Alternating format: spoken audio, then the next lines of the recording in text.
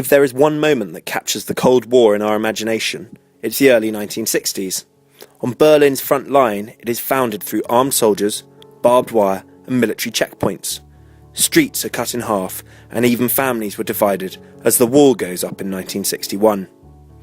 This piece of concrete would define Berlin until 1990. Fed from the Kremlin, Berlin was a front line once more in political conquest of world ideologies, a battle of wits, spies and blackmail and defection. We know it now as we see it acted out through James Bond and films like A Funeral in Berlin. Ultimately, for both sides, this would turn into a race in arms, not just ideology.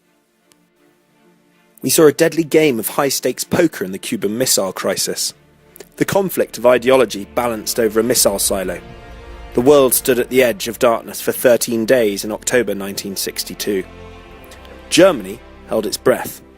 At Checkpoint Charlie on Kochstrasse, Soviet and American tanks stood barrel to barrel, and 55,000 troops stationed with the British Army in the Rhine prepared for war. It was serious.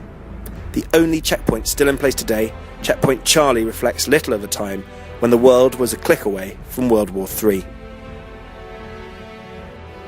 The symbol of stalemate is lost in charade, performed by actors dressed as soldiers, and a presence of a McDonald's restaurant on the pavement opposite. In parts of the modern city, the wall is a commodity of which Berlin is almost proud. However, to the north of the city at Bernauer Strasse, the pain caused by division is much more palpable. The images shown here, I felt, were unparalleled to any other walled areas in Berlin today. It is a thought-provoking reminder to how fragile liberty is.